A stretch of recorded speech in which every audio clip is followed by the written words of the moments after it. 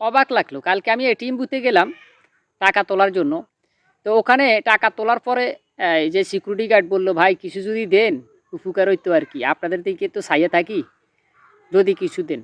তো আচ্ছা যাক, দিলাম যেটা দেওয়ার। তো ওনাকে বললাম যে ভাই আপনার এই স্যালারি কত? ৮,০০০ টাকা। ডিউটি? কয় ডিউটি আমার ১২ ঘন্টা, সকালবেলায় আসি ১২ ঘন্টা টানা ডিউটি চলে, তারপরে যাইলে এটা পরে শিফটি বাই শিফটি পরে আরেকজন আসে। এখন আমি অবাক, কিরে ৮,০০০ টাকা স্যালারি, ১২ ঘন্টা ডিউটি, তাও আবার বর্তমান সময়ে জিনিসপত্রের যে দাম। তো কইলাম আপনার বাড়ি? আমার বাড়ি অনেক দূরে, আসা যাওয়ার খরচ বাবদ ১২০ টাকা ১০০ টাকার মতো গাড়ি ভাড়া যায়। তাইলে একটা লোকের ১০০ টাকা প্রতিদিন গাড়ি ভাড়া গেলে আপনার মাসে ৩,০০০ টাকা। ৮-এর থেকে ৩ গেলে রইল কত? ৫,০০০। এই ৫,০০০ টাকা দিয়ে এই লোকটা আবার খাইতে হয়, নিজে এখানে চা পানি বা ভাত তরকারি খাইতে হয়তো নাকি, এরপর আবার সংসার খরচ। এখন উনারে বললাম যে তো খাওয়া।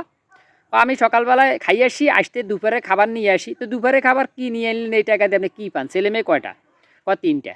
এখন হ্যার বাড়ি, হ্যাঁ খাওয়ার সময় আমি গেছি দুপুরবেলা, এখন হ্যার বাড়ির দিকে তাকাই তো আমি হয়ে গেছি। পেঁয়াজ আর ফান্তা ভাত, কাঁচামরিচ, বর্তমান সময় এটা খায় কেউ? কিচ্ছু করার নাই ভাই। আমি কইলাম যে তো এটা বেতন বাড়ে না? কয় যারা ৩-৪ বছর কাজ করে ৩ বছর পরে ১৫০০ টাকা বাড়াইছে একজনের, আমার ২৭ জনের। তার মানে ৯,৫০০ হয়েছে, তাও ৩ বছর কাজ করার পরে। এই হইল বাংলাদেশের অবস্থা। Garments sector, security guard, garments কর্মী যারা আছে তারা, সিকিউরিটি গার্ড, আরও কুলি দিনমজুর সহ এরকম অনেক আছে। এদের আসলে তারা ন্যায্যটা পায় না।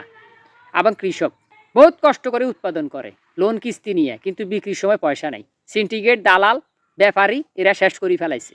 কি আর বলবো কন? প্রতিবাদগুলো আমার জন্য না, দেশের মানুষের জন্য। তাই আপনারা ভিডিওটা শেয়ার করবেন বেশি করে।